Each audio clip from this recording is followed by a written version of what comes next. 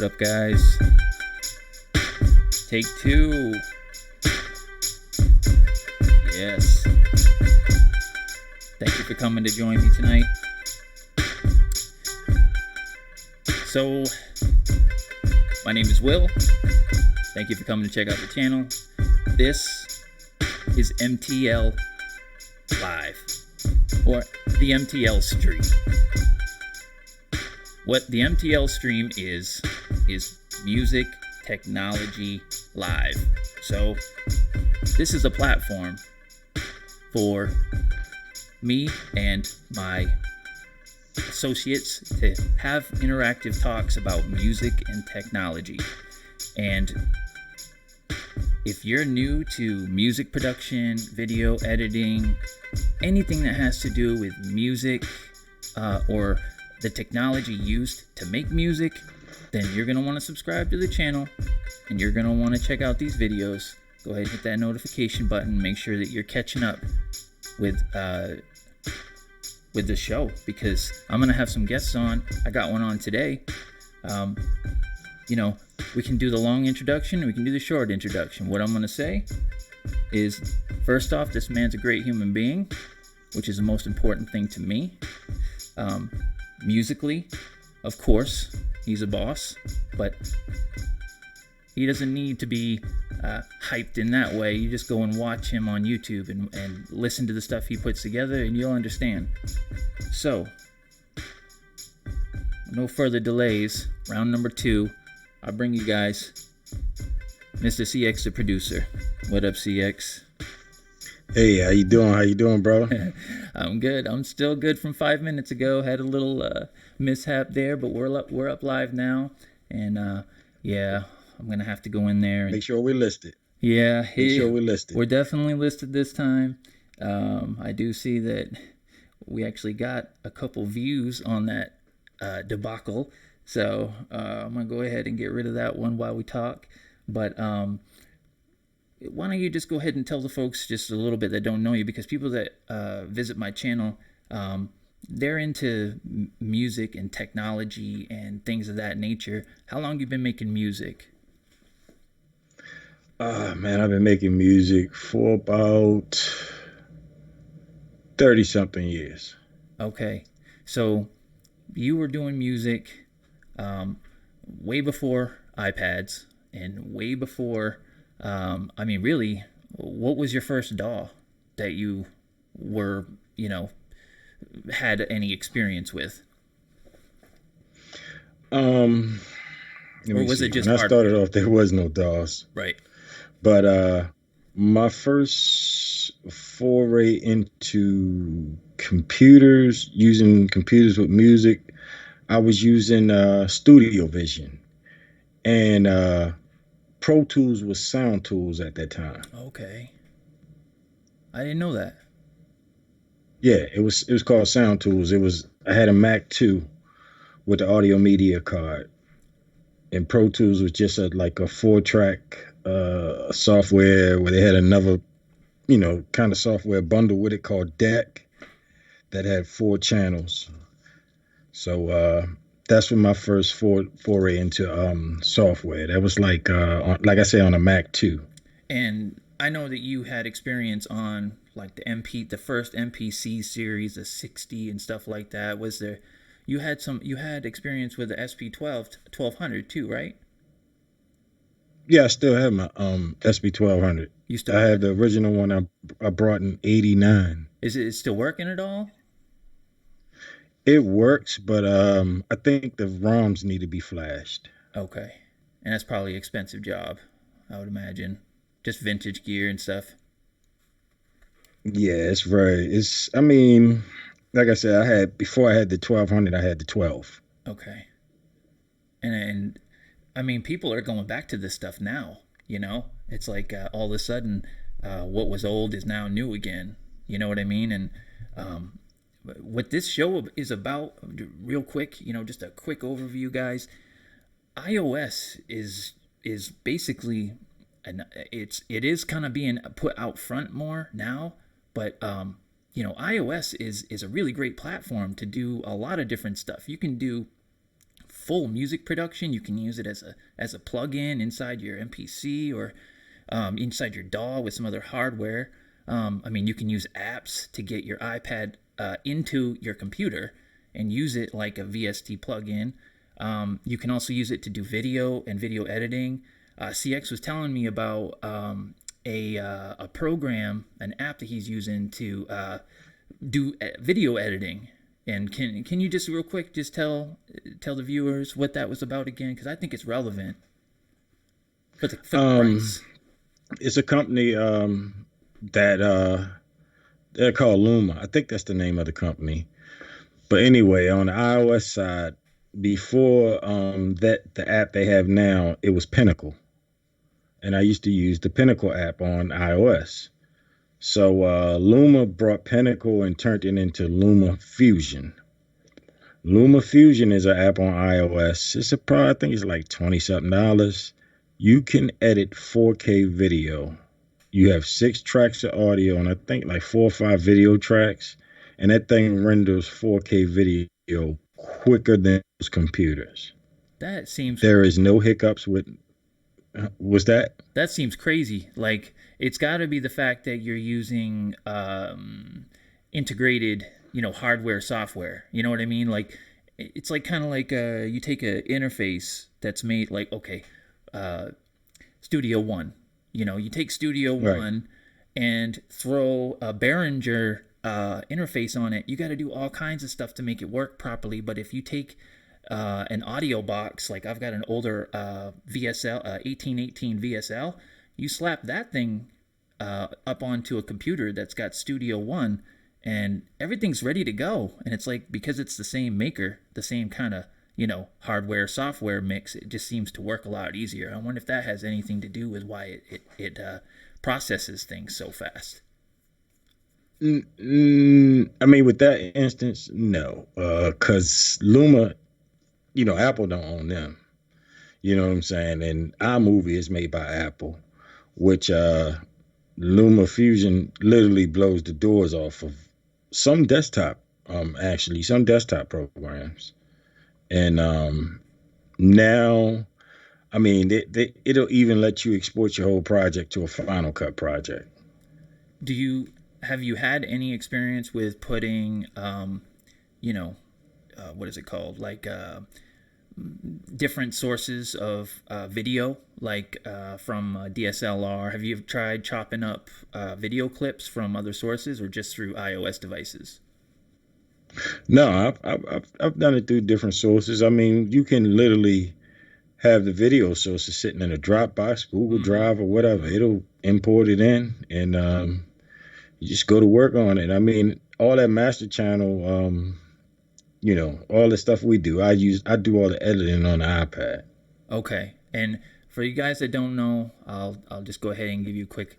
So CX also has a YouTube channel. He's also got Facebook and Instagram. His YouTube, he's got working with DJ Widebody on YouTube, and they've got a podcast called Master Channel. And so they bring in people who are kind of tech savvy artists, and they discuss their setups, and they discuss, I one of the questions I really like is, if you had, $5,000 or $10,000 and you went into Guitar Center, I want you to spend every penny you can. And so, what are you going to buy? And to listen to what people go with is quite interesting, because it's completely dependent on the person.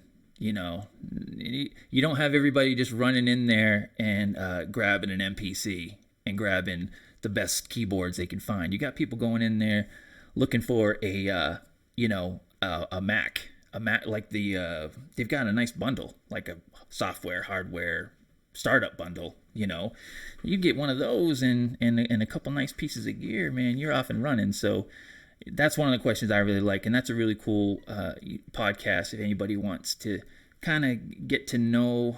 I'd call it an underground crew, wouldn't you? Yeah. Yeah. It's more of a because you have a lot of podcasts out here, from Posado's Place to whatever, talking about equipment and plugins in general. But I mean, we're talking about it in a casual way that the average person could, who just starting with music can kind of, you know, grasp the concept of. We're not over there oscillating, talking about turn this ratio to this Right. compression. Yeah. Nah, Yeah. because some things might fly over some people's head who are not too in tune with that type of language. And that's kind of my lane on this channel too. Is I try to gear myself towards. I mean, you can have expensive stuff, but if it's too far out of reach for the masses, then you're really gonna have an audience that's about this big, because most people, they can't just go out and spend a couple $1,000s on new equipment. So I try to gear my stuff also towards the person who's just buying something for the first time, and it's hard to remember what it's like to not know how to use a piece of equipment. I almost feel like I gotta have my wife come in here and try to do something so I can explain, how a new user would go about doing it. So, yeah, it's a process trying to get content out to breaking it down to like its lowest, easiest possible way to do things. And one other thing that we got this iOS stuff that's being kind of like, yeah, it's being put out front with people's Instagram and Facebook and YouTube, and people are doing some pretty dope stuff on an iPad. And also the other thing that I was hoping we could get into a little bit is this Force, the Akai Force, and this beta. I don't know if you. Oh, we're gonna get into that. Yeah, We're gonna get into that. it's pretty Believe interesting that. how they've changing the way, kind of the direction of this, and I got my own theories on why they're doing it this way, why we're getting updates to the Mpc X in the middle of our update list. I don't know, I'm not a conspiracy theorist guy, but it makes sense to me. So, I mean, I don't know what your take is on it, but it seems to me like there's been a plan in place for a long time. I would say this. The thing about Akai, I've been dealing with Akai since the '80s, and I know it's a different company. It's changed hands and everything, but one thing I can say about Akai has a serious bridge between them and Ableton. Yep. I mean, it's been that way for the longest time. I mean, Mm-hmm. even when Akai made the APCs for Ableton in the Yep. beginning, Yep.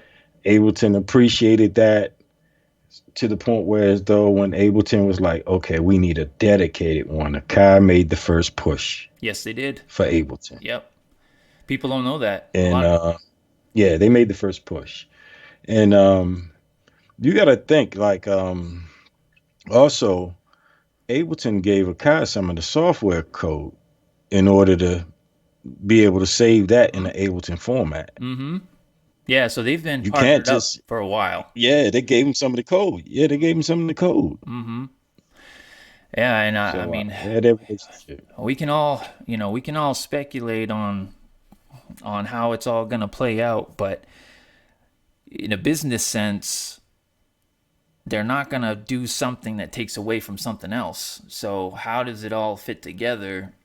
You can't make the X do what the Force does, because now everybody wants the X, and you can't make the Force do what the X. It's just, everything's got to kind of have its place. This is just my opinion that your Mpc X and is probably going to end up being your hardware, and your Ableton, your push, and that stuff is going to be your software. And then your Force, it's going to be the bridge between the two.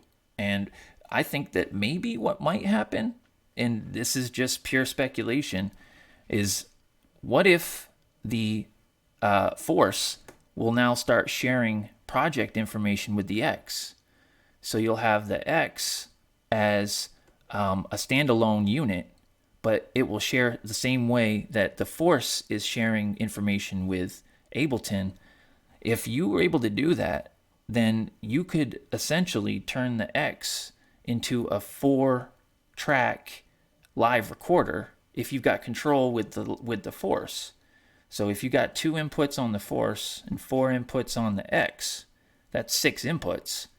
I mean, you would be able to possibly, I mean, they may not make it possible to do all this straight from the X. You may need to use the Force to do some of the looping and to do, but you'll have access to the inputs. I mean, does that make sense at all?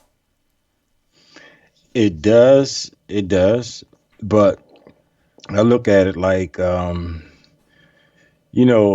X and the Live, they're MPCs. Um, they're staples in hip hop and, from drum and bass to acid jazz to R&B to All whatever. electronic music. Yeah.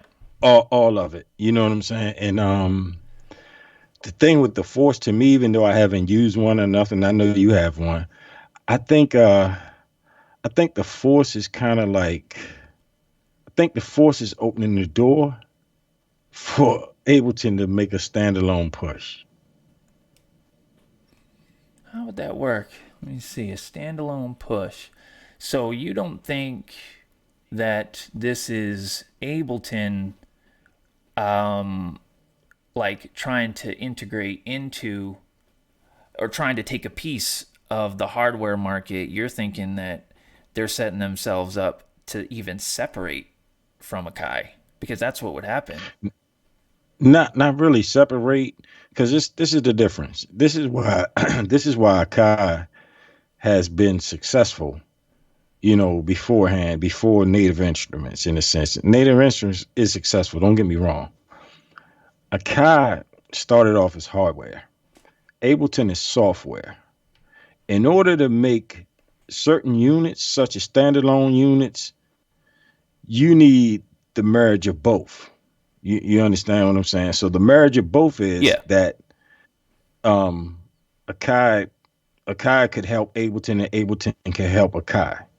You understand what I'm saying? And that's like the Native Instruments guys who always saying, "Oh, when Native Instruments is gonna make a standalone machine." Right. They have to get with a hardware company to do that. They can't do that in house. Right. They're not. You know what I'm saying? So Akai and Ableton, they're hand in hand.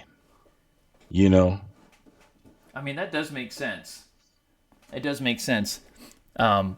I just know that from a business standpoint, nobody is ever gonna. I guess part of why I was thinking that was because when your update comes in, and maybe it was just coincidence, but I feel like when that update came in for the X and for the Live and the 2.6, and everybody's trying to find it, and it's in the middle. It's like, how long has this been planned out? How far in advance? Was this 2 years in advance that they've already had this out? And this is why it gets put, in the middle, is because they had this ready for so long. Maybe it needed some tweaking or whatever, but if you've got something that's ready 2 years in advance, and you're kind of trickle feeding us, updates. And that would kind of explain why things end up. But then again, who knows? I mean, I'm just a conspiracy guy, I guess. But I don't know. To me, something's gonna happen. I'll say this. This is how you gotta look at it. All right, they have 3 hardware units. We ain't even gonna count the studio and the Renaissance. They have 3 hardware units, right? And essentially, those 3 hardware units, in a sense, are kind of running the same software.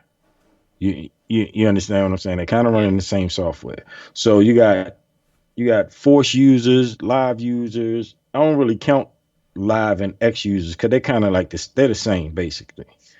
But when you're pushing certain features on certain machines, the other people are gonna want those features as well.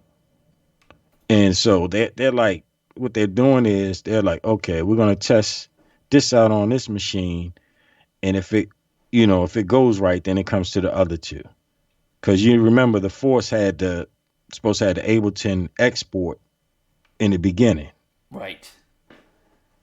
Yes. Yeah, I do remember that.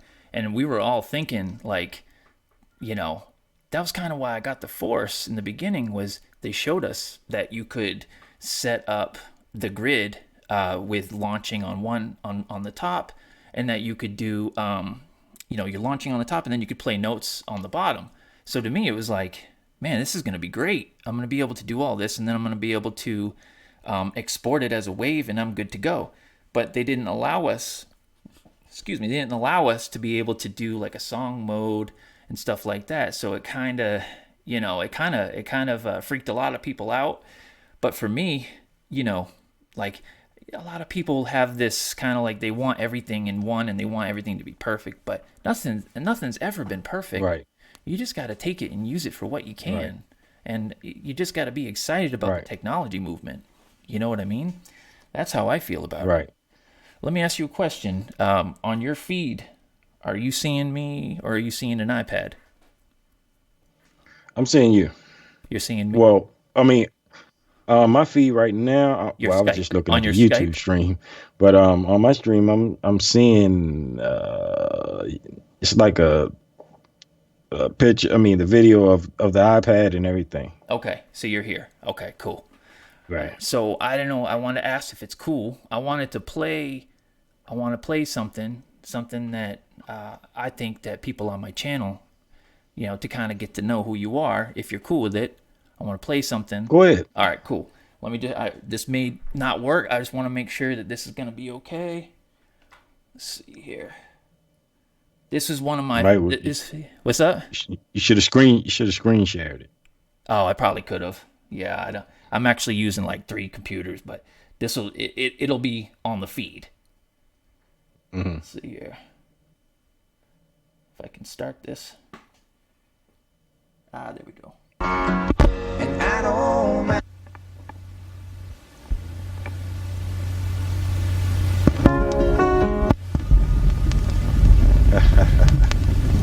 Wow.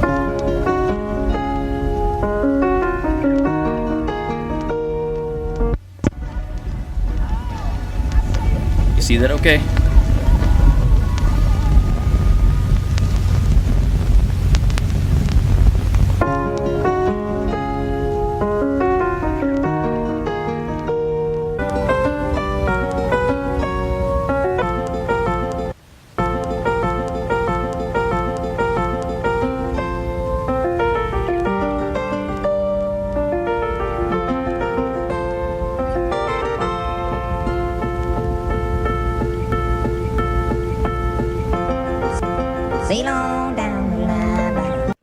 It's the hardest shit ever right here.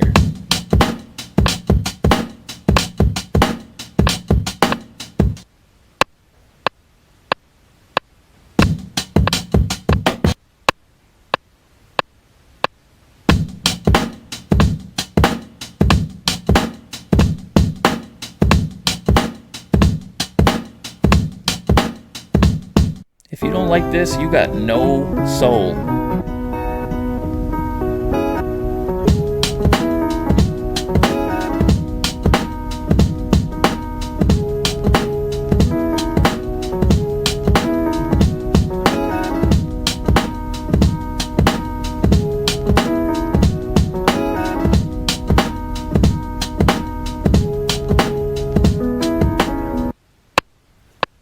Yes.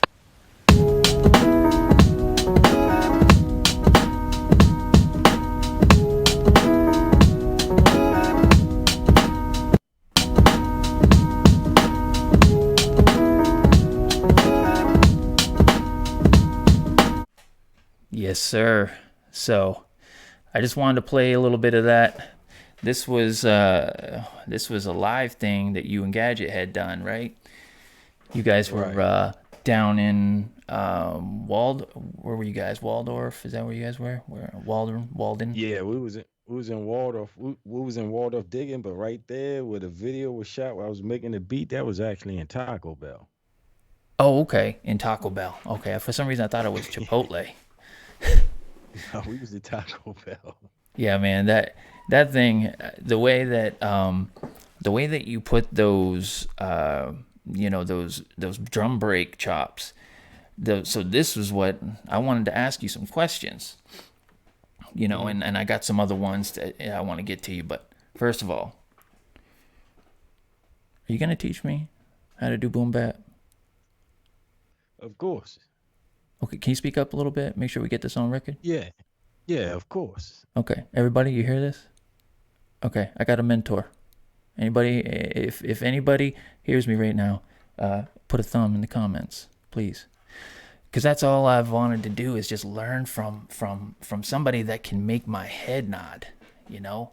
And this guy right here, Right. he's got it. He's got it.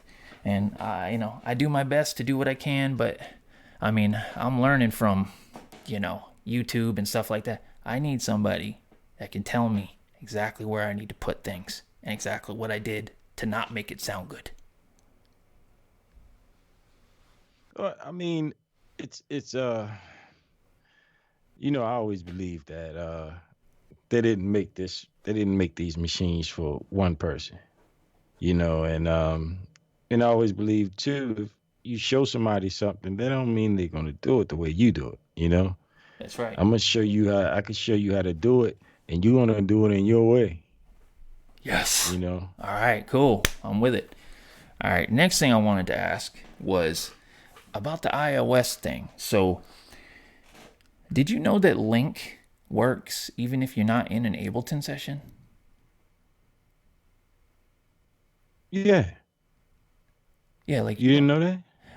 I don't know. I always had my Ableton sessions running so that I could link my X and my iPad.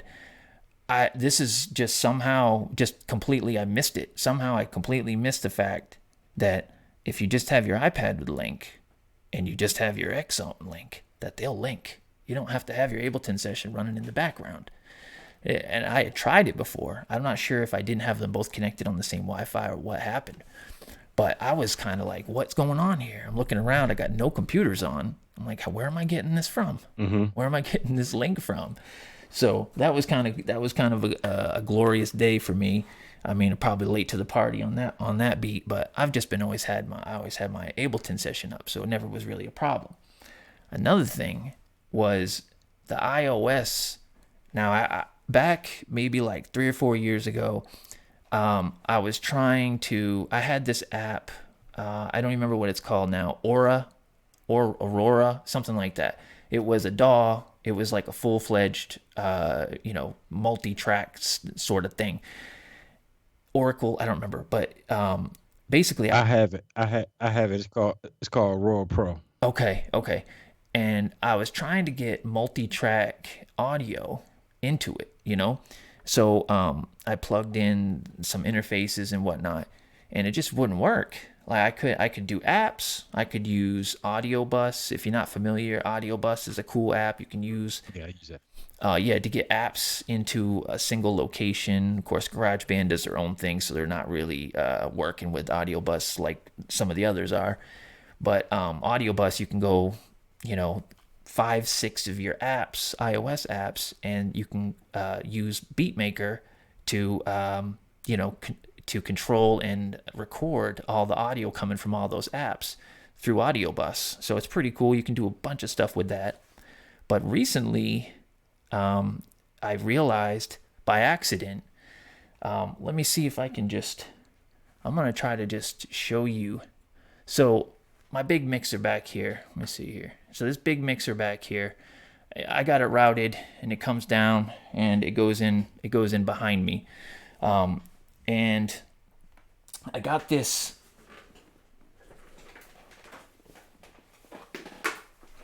Okay. I got this plug. Let me just fix that. I'll say this. Can you see me up here, DX? Are you still looking at my iPad? I'm looking at the iPad, but I'm looking at the live stream. Okay, cool. Go ahead. None of what me and you are seeing right now is on the live stream. Oh, okay. Okay, gotcha. Okay. All right. When we go a little deeper, I'm gonna tell you about some configurations on how I use my iPad and my MPC together. Okay. All right, that'd be great. So I'm gonna pull this up right here. Let me see. I got that. All right. So right now, everybody that's watching the feed can see this is Beatmaker. And CX, you should be able to see it too on your little camera over here. But when you go in, you get your one You get your one little mono input. I recently, just by accident, realized that if I plugged in my huge, I mean, that mixer is way overkill, but that's my MO. I usually shoot past the mark.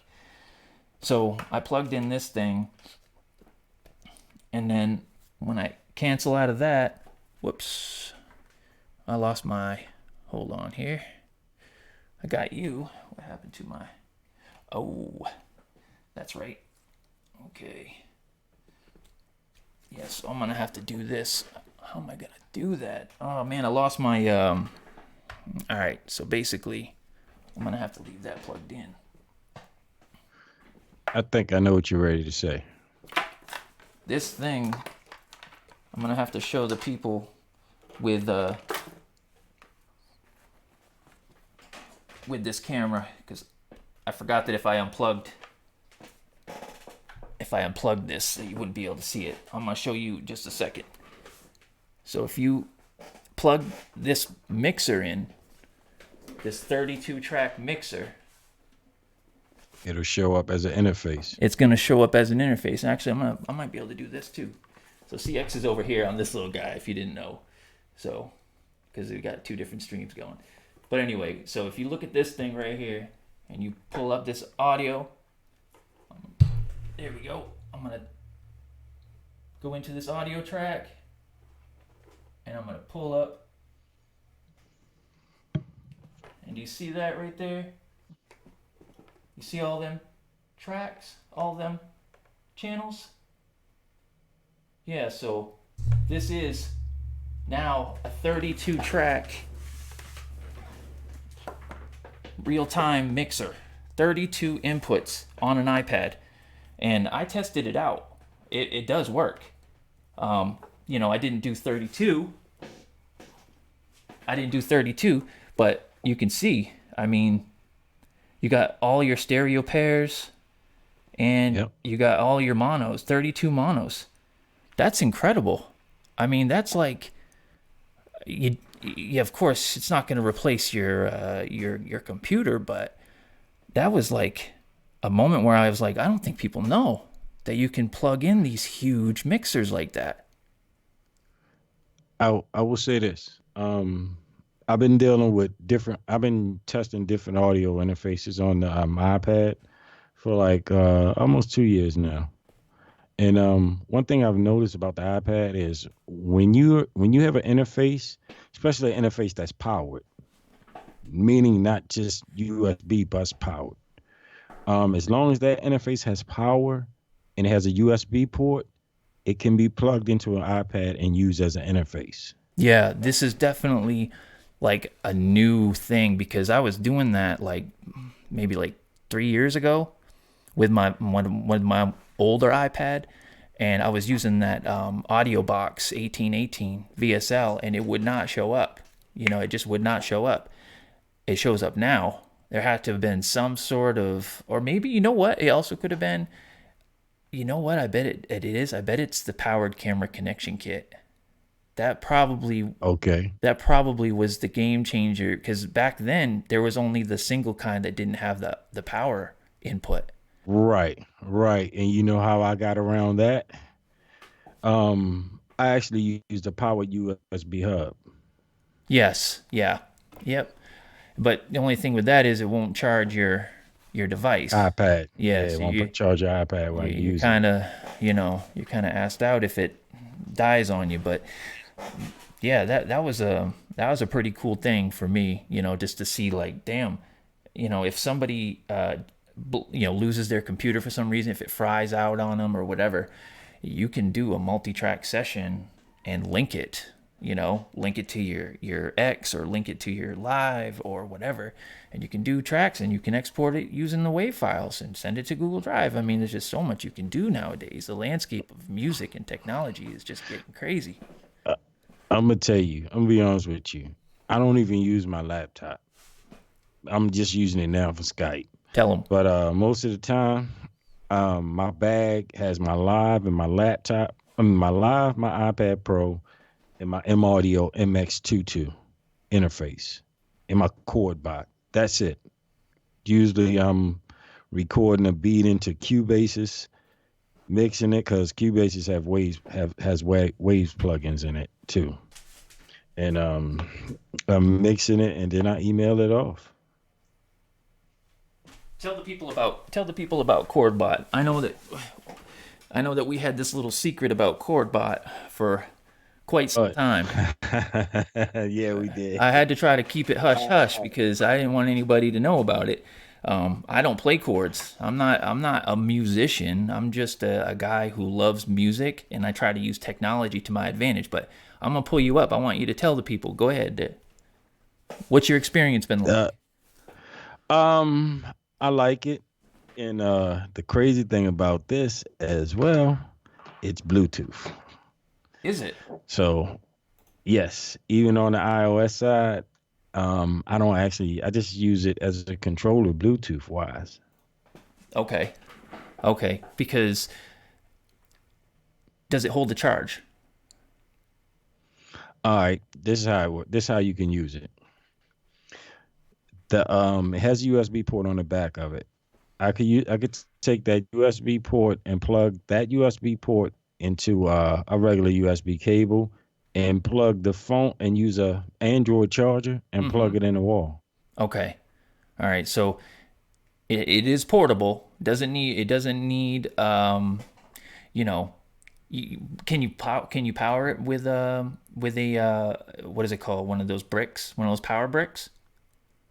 Yes, you can. There you go. Then you Yes, got you can. yourself a portable unit. I wish I could do that with the X. When I first got the Mpc X, I bought it after visiting a website. I think it wasn't Akai Pro. It was one of the ones that was reviewing the X, and man, they had false information on there, bro. It did say on there that it was battery powered. This is early, because I think I got it like maybe like 4 or 5 months after it came out, and yeah, which site was that?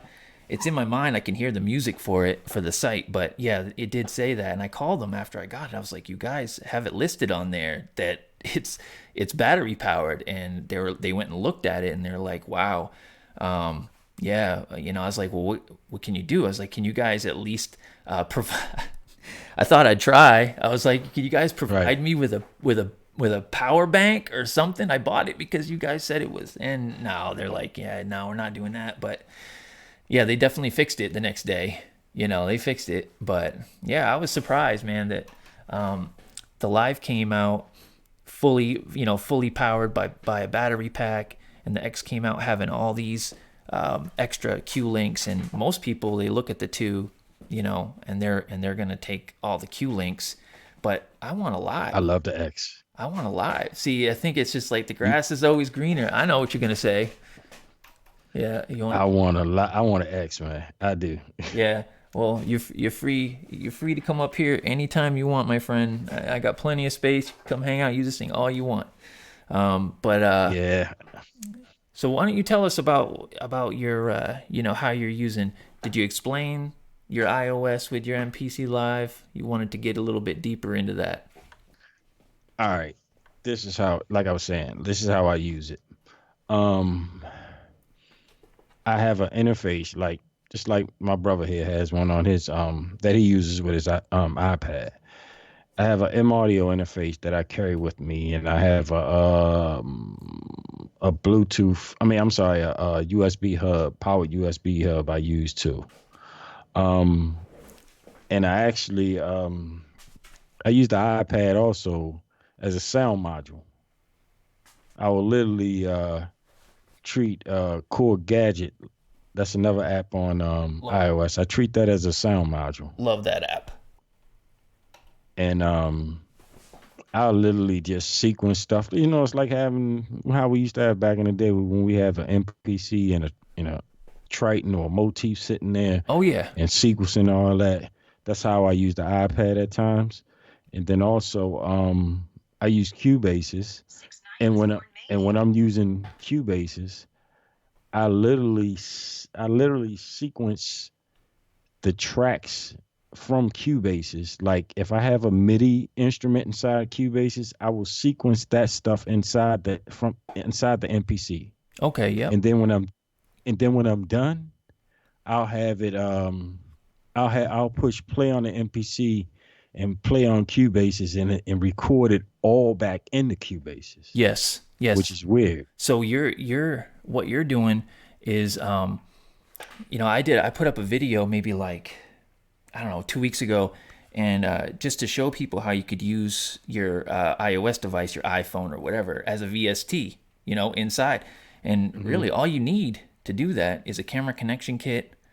How I did it anyway, a camera connection kit, a USB to 5-DIN MIDI interface, a 5-DIN to MIDI cable, and a USB hub, and a small little interface, because then you're getting your MIDI in and you're getting your audio out. And basically, yeah, you're just using it because it's going to link up. It's going to send your MIDI clock. It's going to keep your iPad in time, and you're just going to use your iOS device as a sound module. And then, like on the X, you can resample, using the looper if you want to do one track at a time. You can do so many things. And I think that people, a lot of times, they will, shoot for these plugins, for these expensive software options. But a lot of people don't realize how many free, usable music apps there are on iOS. There really is a lot. And I'm not a spokesman for Apple or anything, but I just know how many people out there are into music and don't think they can afford to get started to do things. And really, the little workflow thing that I showed could be done even if you didn't have an MPC. Instead of an MPC, you could use just a small MIDI controller. And I did that too. My very first YouTube video, I was using a small cheap MIDI controller and powering through a laptop, sending MIDI to a laptop, back out to, just like there's so many different things you can do if you just can just, stick with it long enough to get over the hump of the frustration is normal, anytime you're getting into some new technology. So I don't know how you deal with that, but with me, I just kind of, keep at it until I figure it out. I basically wear myself out. You're probably more centered and Yoda on that stuff than I am. No, I do the same thing. You do? Believe me. Yeah, I wear go yourself nuts, out, man. When I'm studying, that downtime, you studying, you watching a million videos. Like that's all you're doing. You're not even touching whatever you just brought. For software or hardware, you're like, I'm not touching it. I need to watch these videos. You just go hard and you significant other, your wife or your kids, like, Daddy or honey, what are you doing? I'm watching these damn videos right now. I know. And another thing is that, I'll get into something. I'll be working on something, and I have this like really good idea. And as soon as I hit my first snag, that idea is gone now, because I need to figure this out, because I can't move forward because I know this problem is still going to be there. If I find a workaround, it's still going to be there. I need to figure out the proper way to do it before I can move forward. And, I bought most of my equipment basically in the same span of like a year or 2 years. And, I went through Berklee College of Music, and I got some good instruction on using Ableton and using that stuff, but I had no hardware training at all. So when you get a whole bunch of stuff, it's like you got to learn everything, which is fine. I'm a learner, that's what I do.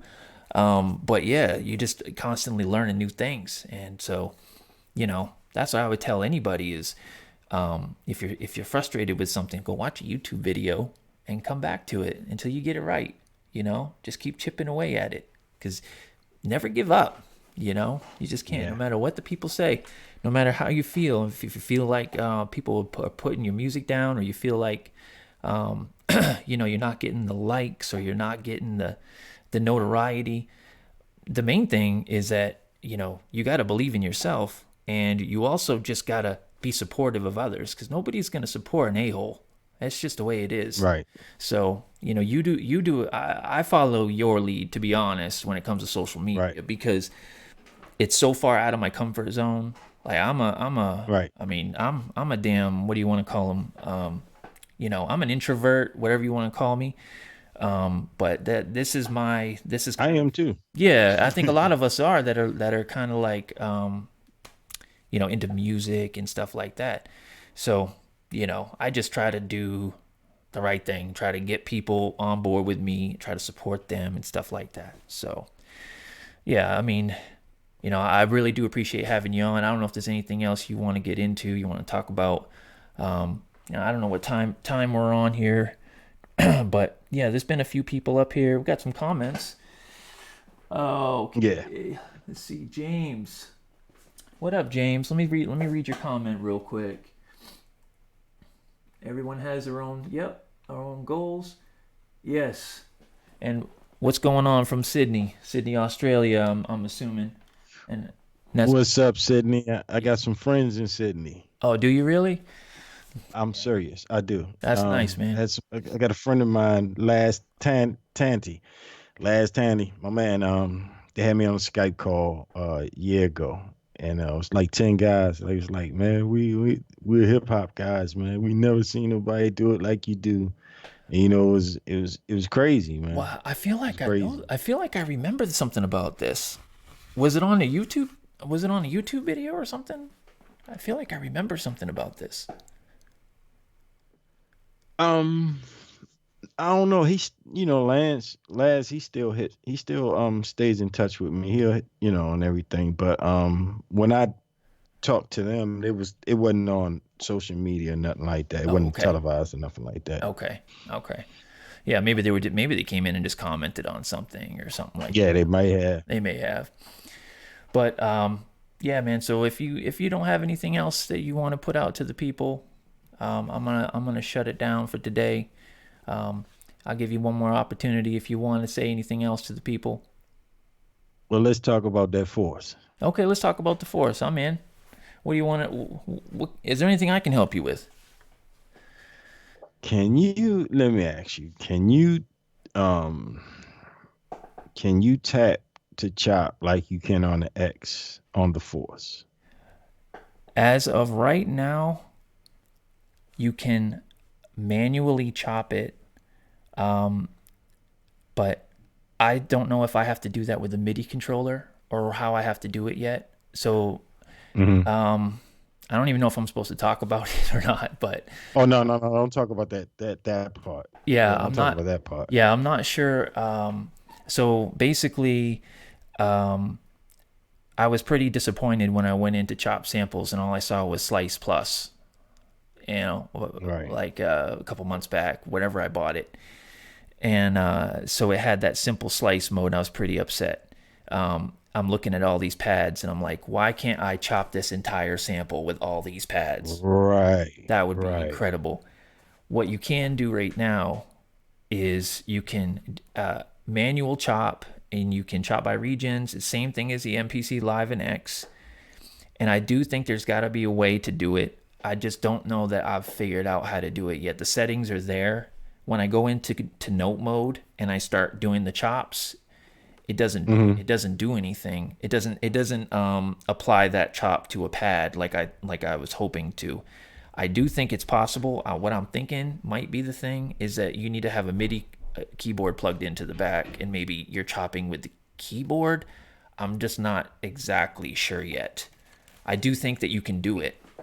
I'm gonna test it out some more when we get off stream. I'm gonna give you a full-fledged answer on that. I was using it yesterday and I couldn't figure out how they want to do it. There must be a way. Right. Maybe there's another button I got to push beforehand, but I just couldn't get it to work. I don't know, because I remember Andy Mack saying it's the same sample engine as the X and the Live, and I'm like, well, that means you can tap the chop then. Yeah. Yeah, you can. If you want to use the slice button, you just can't hit the pads. If you want to hit the screen, you can do that. You know what? I can probably pull it up here if you want to see it. Yeah. You want to do that? All right. Hold. Tell the people a story, Mr. Producer. All right. Oh man, let me see. Let me see who's on here. Let me look at the chat. Oh yeah, Shamin Patel. True genius is 99%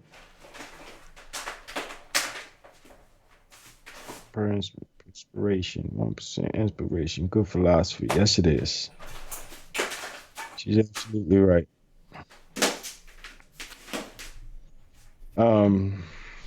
Man, I don't know what to say right now. This is music. We're talking about equipment. And for anybody listening out there, it's not the equipment, it's the person that's using it.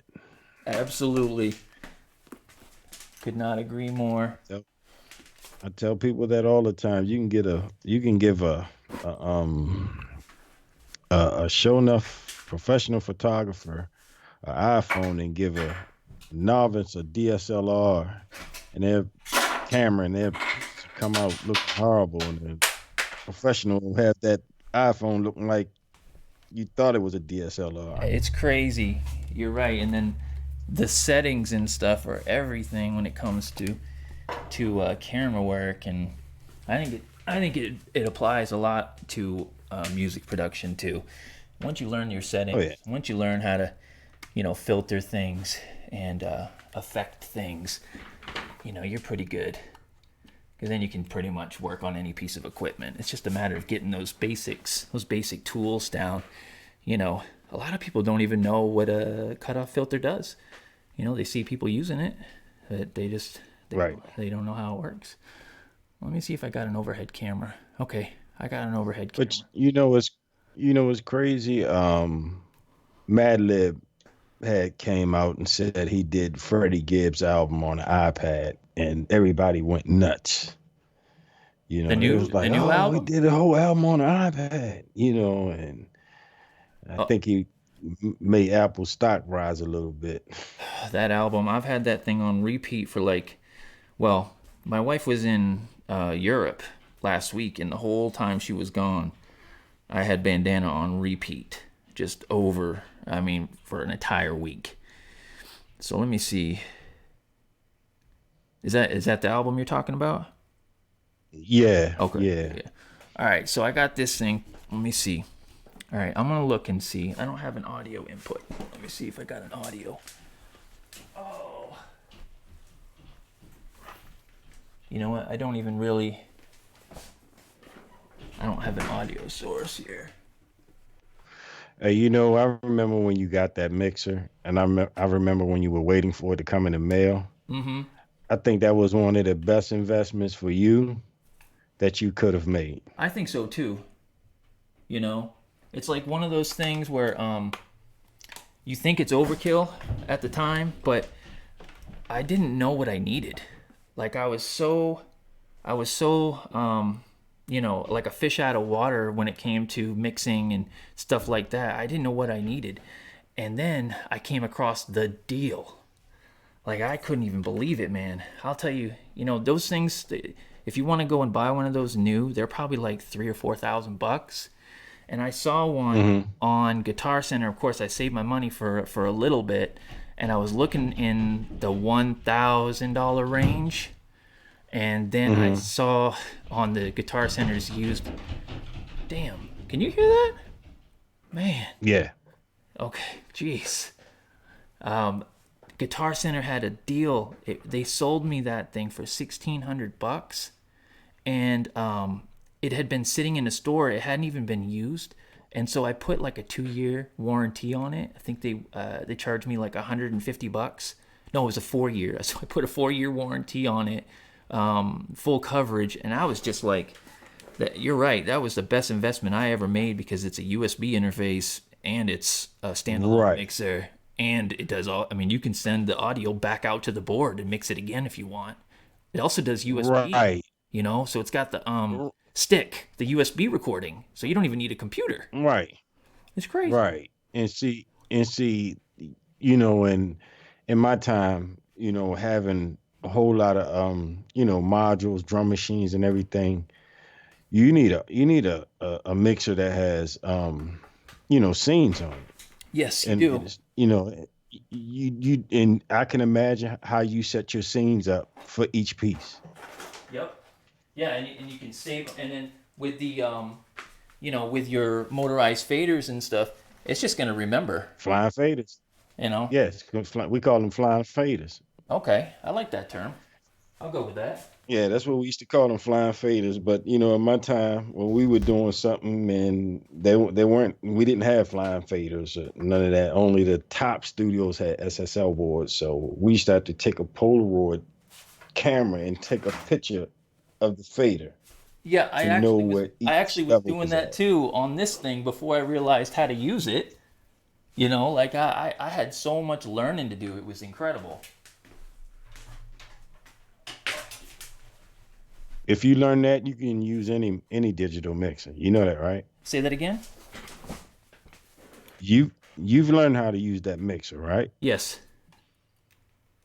So you can literally go jump on the API, Euphoric, SSL. You'll know how to use any of them. You know the simple concept of buses. Yes. Yeah, it took me a long time to learn it, though. I was snapshots, just all that. watching YouTube videos and stuff. It would have been cool to have like a walkthrough done, but now, man, it was like throw me to the wolves. And the groups and stuff. There's I think it's got 10 groups, and I'm using 10 I've got 10 groups on there? 10 groups, and I've got 10 mixes. So I've got right now, well, not 10. I got 4 mono mix outs, and then I got 3 stereo mix outs. So right now, this feed is coming from the audio is coming from the mixer. So it's coming into my live streamer, my switching streamer, but I'm also sending one to this computer so that you can hear it. And then I've got probably 3 or 4 spare mix outs. But yeah, it's got all kinds of stuff, and it does have insert effects and stuff. And the reverb is amazing on that thing. It really is. Each channel, they got inserts on not on each each. channel? You got 2. You got 2 inserts that you can place anywhere you want. But with all the groups and all the mix outs and stuff, you can put an insert on a mix and then change your stereo, stereo 9 and 10 into mix out 9 and 10, because that's what I use for my monitors. These monitors are coming, their audio comes from mix 9 and 10. So I could put, an all-encompassing compressor or whatever if I wanted to.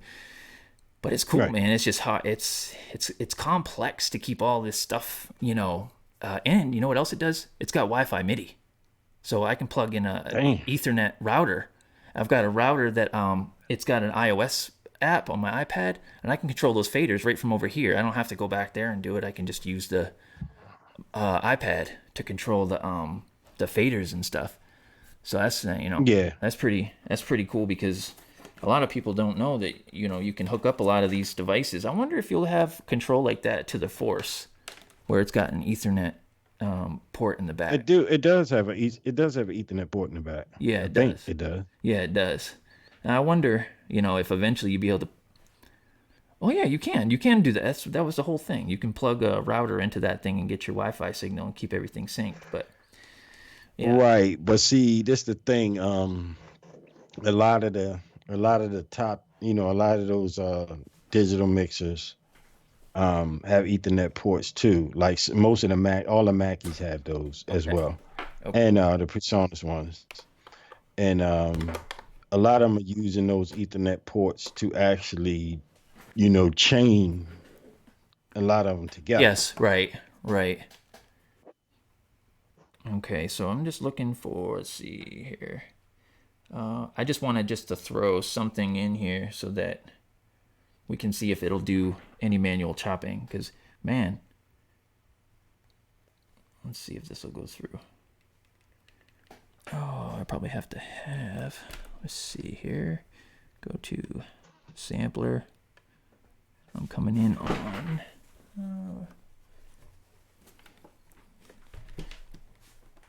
coming in on 1, is that right? Yeah, I'm coming in on 1, and then, okay. All right. So let me just see here. So you got this little chop right here. Oh, you probably can't see this because I'll show you this. Yeah, so you got this little slice right here. So you got that thing.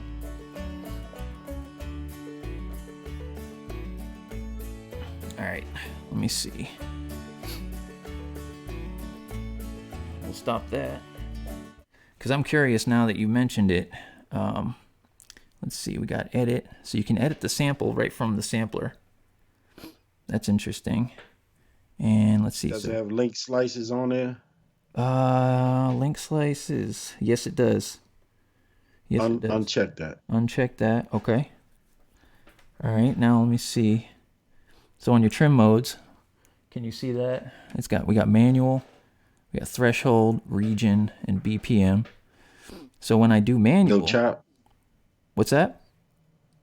You don't have a chop mode? Yeah, you got a chop. Oh, you mean like so you tap chop? Yeah. And then you got and then it pulls up your manual, threshold, regions, and BPM. Just like, I mean, that's the same way on the X, isn't it? The X and the Live got a trim mode, then it has a chop mode. Yeah, this has got, well, when you tap the trim, what's the difference between trim and chop then? Because your trim mode. Chop will allow you to tap on the pads. Yeah, I got that. I got manual chop. But I was doing that, and it wasn't. Let me see. Let's see if I got anything this time. Let me go back here. Okay, it's not. Oops. See, that's exactly what happened last time. So what happens is you got your. I think you're gonna have to make a program first. That's probably what's gonna happen. Is you're gonna need to make a program. Yeah, I'm gonna have to figure this out because. You can't just, like before, you would be able to chop the sample like on the X. You can chop the sample and make a program out of it. But I'm wondering, how the heck do you get into that mode from here? And that's crazy because it should be way easier than that. And it probably is. And there's probably people watching it that are like telling me that I'm not doing it right. But let me see if I hit note. Okay. Because right now the problem is that with that up there, with that sample up in here, if I hit any of these pads, it's just gonna, if I hit this pad right here, it's gonna, no, it didn't. I thought it would take me to this track. But you're not able to chop. You see that, CX? Like yeah, I see it now. This should be, you should be able, once you hit that, that should be starting playback on this sample. And you should just be able just to keep... Are those bottom two ones pads too that you can play on? These are just your track, so that just tells you this is track 1. They're selectors. Yeah, selectors. Okay. There you go. And this one is so this one's an audio track, and then this one's your plug-in. So just your default plug-in. So